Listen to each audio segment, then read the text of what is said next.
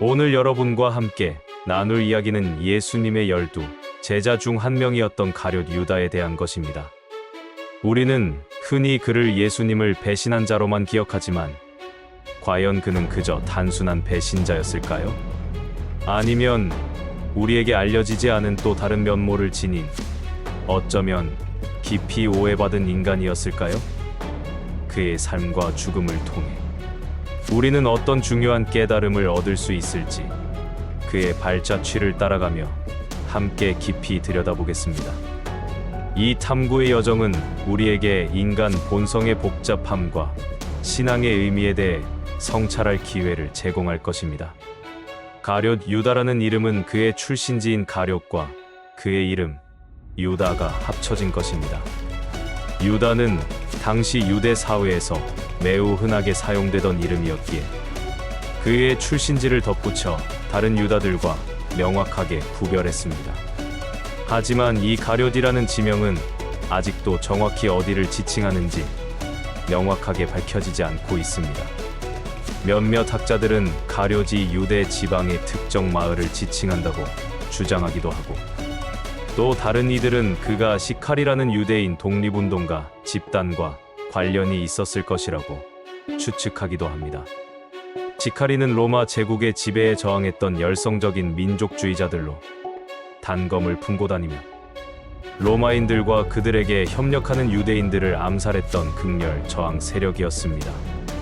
만약 가룟 유다가 이러한 배경을 가지고 있었다면 그는 단순한 어부나 평범한 농부가 아닌 정치적 이념과 독립에 대한 강한 열망을 품고 예수님을 따랐을 가능성을 배제할 수 없습니다. 이러한 추측만으로도 그는 우리가 일반적으로 생각하는 소박한 제자의 모습과는 사뭇 달랐을 것이라는 생각이 들게 합니다. 성경은 가룟 유다에 대해 여러 면모를 보여줍니다. 그는 예수님의 12 제자 중 한 명으로 선택받았고, 예수님의 지상 사역 동안 그분과 가장 가까운 곳에서 함께 생활하며 그분의 가르침을 직접 듣고 수많은 기적을 목격했습니다. 예수님은 병든 자를 고치시고 죽은 자를 살리시며 심지어 오병이어의 기적으로 수많은 사람들을 먹이시는 놀라운 능력을 보이셨습니다. 유다는 이 모든 것을 두 눈으로 똑똑히 보았습니다. 그럼에도 불구하고 성경은 그가 돈을 몹시 사랑했으며 심지어 도둑질을 하기도 했다고 말합니다. 그는 제자들의 공동회계를 맡아 돈주머니를 관리하는 역할을 했습니다. 하지만 그는 종종 그 돈주머니에서 공금을 훔쳐 사용하는 등 신뢰를 저버리는 행동을 했습니다. 요한복음 12장 6절은 이 사실을 명확히 기록하고 있습니다. 마태복음 26장 14절에서 15절에는 그가 예수님을 팔아넘기는 대가로 대제사장들에게 은 30을 받았다고 기록되어 있습니다. 은 30은 당시 노예 한 사람의 몸값에 해당하는 금액이었습니다. 이 작은 금액이 정말 그의 배신의 전부였을까요? 아니면 이면에 숨겨진 훨씬 더 복잡하고 심오한 동기가 있었을까요? 그의 행동은 단순한 탐욕을 넘어선 무언가를 암시하는 듯 보입니다. 예수님은 가룟 유다가 자신을 배신할 것을 처음부터 알고 계셨습니다. 요한복음 6장 70절에서 예수님께서는 제자들에게 내가 너희 12를 택하지 아니하였느냐, 그러나 너희 중에 한 사람은 마귀니라고 말씀하셨습니다. 이 말씀은 예수님이 유다의 마음과 미래를 꿰뚫어보고 계셨음을 분명히 보여줍니다. 예수님은 모든 것을 알고 계셨음에도 불구하고 유다를 제자로 삼으셨고 그에게 기적을 행할 권능을 주셨으며 함께 동고동락하셨습니다. 최후의 만찬 자리에서도 예수님은 떡 한 조각을 적셔 가룟 유다에게 줌으로써 그가 바로 자신을 팔아넘길 배신자임을 명확히 암시하셨습니다. 제자들이 서로 누가 배신자일까 의아해하며 질문할 때 예수님은 떡 조각을 찍어 유다에게 주셨고 유다가 그것을 받자마자 사탄이 그에게 들어갔다고 성경은 기록합니다. 예수님은 그의 배신을 막으려 하셨을까요? 아니면 예정된 구원의 계획 안에서 유다의 역할을 알고 계셨을까요? 이 불가사의한 상황은 우리에게 많은 질문을 던집니다. 그렇다면 가룟 유다는 왜 예수님을 배신했을까요? 성경은 그의 배신 동기를 명확하게 단정적으로 밝히지 않습니다. 앞서 언급했듯이 돈에 대한 탐욕이 하나의 이유로 제시되지만 그것이 전부라고 보기에는 그의 행동에 대한 설명이 충분치 않습니다. 일부 학자들은 가룟 유다가 예수님을 로마의 압제로부터 유대 민족을 해방시킬 강력한 정치적인 메시아로 기대했을 것이라고 주장합니다.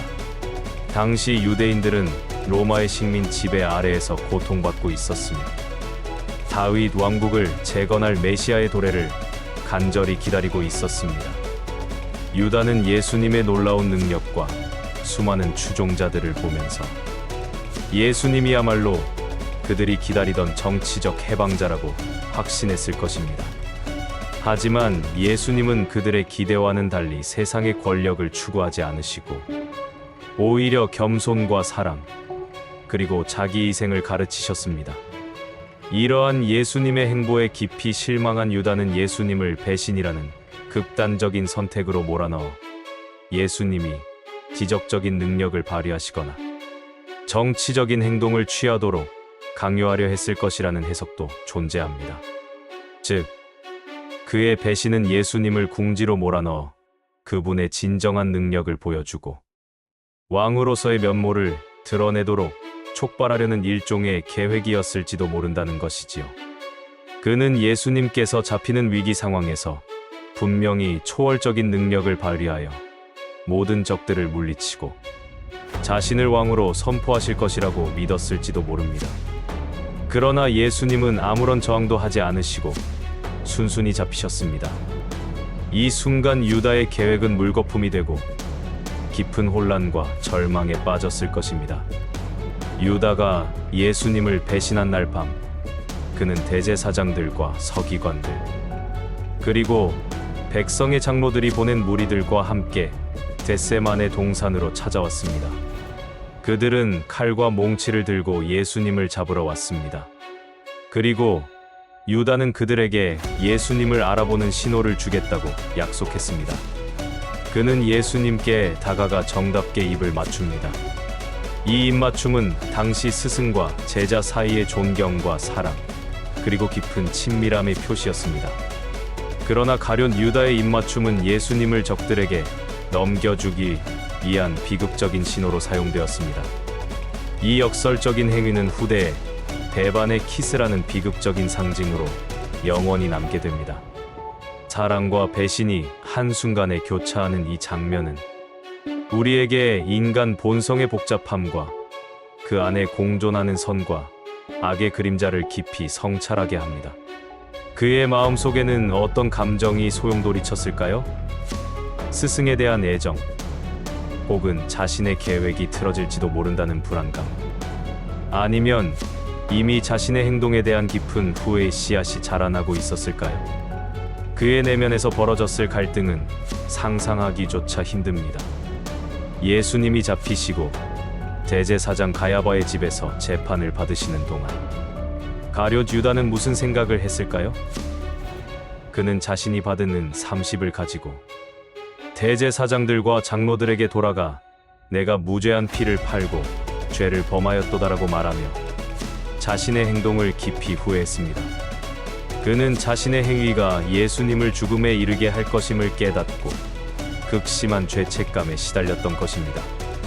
그러나 그들은 그것이 우리에게 무슨 상관이냐, 내가 당하라라고 비웃으며 그의 후회를 냉정하게 거부하고 받아주지 않았습니다. 대제사장들과 장로들은 예수님을 없애는 데에만 혈안이 되어 있었고 유다의 양심의 가책 따위에는 전혀 관심이 없었습니다. 절망한 유다는 자신이 받은 은 30을 성소에 던져 넣고 그 자리를 떠나 스스로 목숨을 끊습니다.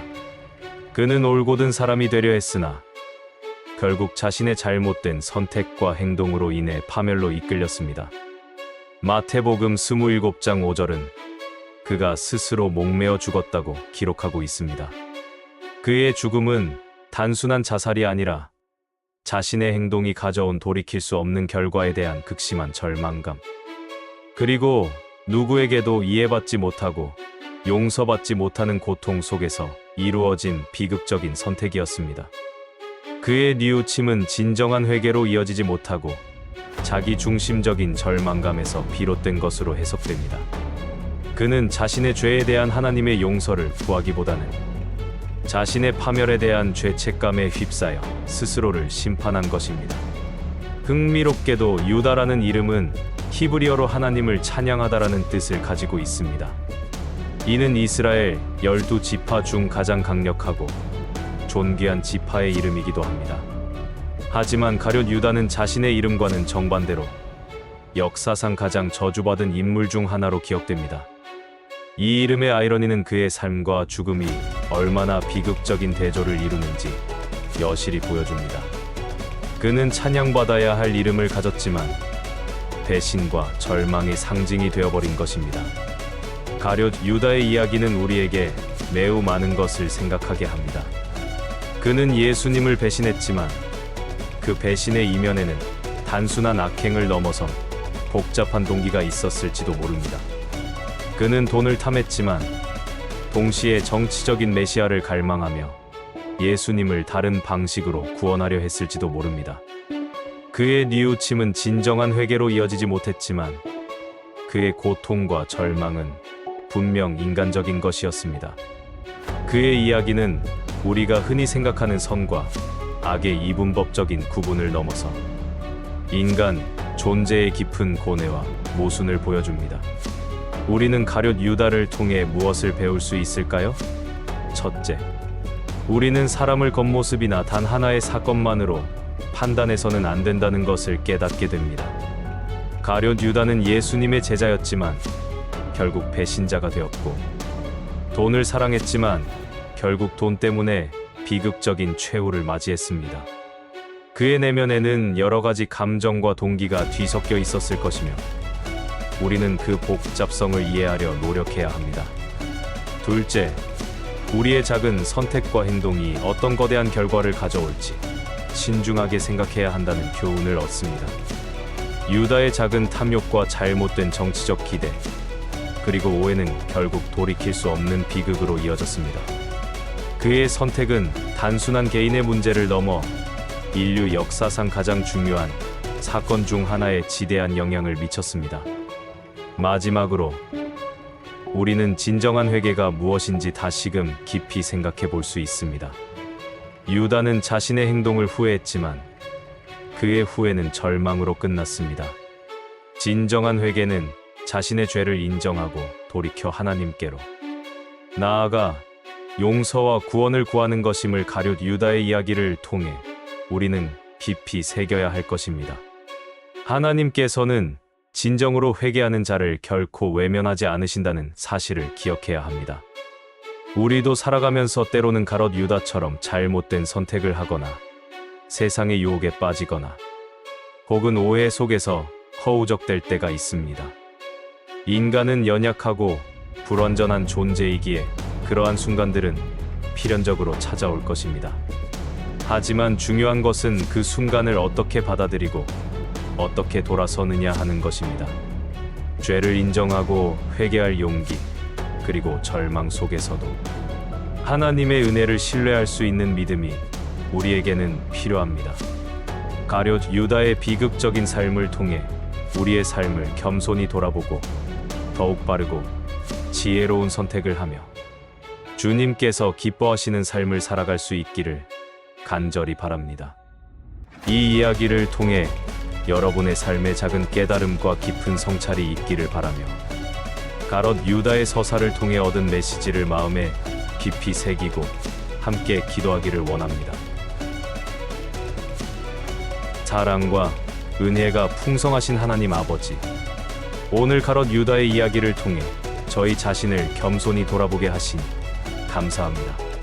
저희 안에 있는 나약함과 탐욕, 그리고 세상적인 욕망과 잘못된 판단으로 인해 주님의 거룩한 뜻에서 멀어질 때가 있음을 솔직하게 고백합니다. 주님, 저희가 가롯 유다처럼 후회와 깊은 절망 속에 갇히지 않도록 저희의 마음과 생각을 항상 붙들어 주시옵소서. 저희가 혹 죄를 지었을 때 그 죄를 회피하거나 숨기려 하지 않고 진심으로 회개하며 주님께로 온전히 돌이킬 수 있는 크신 용기와 굳건한 믿음을 허락하여 주시옵소서. 어둠 속에서도 주님의 밝은 빛을 찾게 하시고 세상의 어떤 절망 속에서도 주님께서 주시는 흔들리지 않는 희망을 굳게 붙들게 하옵소서. 저희의 모든 삶의 순간들이 오직 주님의 인도하심과 보호하심 안에서 올바른 길을 걸어가게 하옵소서. 저희가 다른 사람들을 섣부르게 판단하기보다는 사랑과 깊은 이해로 그들을 품을 수 있는 넓고 관대한 마음을 주시옵소서. 주님의 뜻을 따르며 살아가며 저희의 삶을 통해 주님의 거룩한 영광을 온전히 드러내는 복된 삶이 되기를 간절히 원하고 소망합니다. 이 모든 간절한 말씀, 저희를 구원하신 예수 그리스도의 존귀하신 이름으로 겸손히 기도드립니다. 아멘.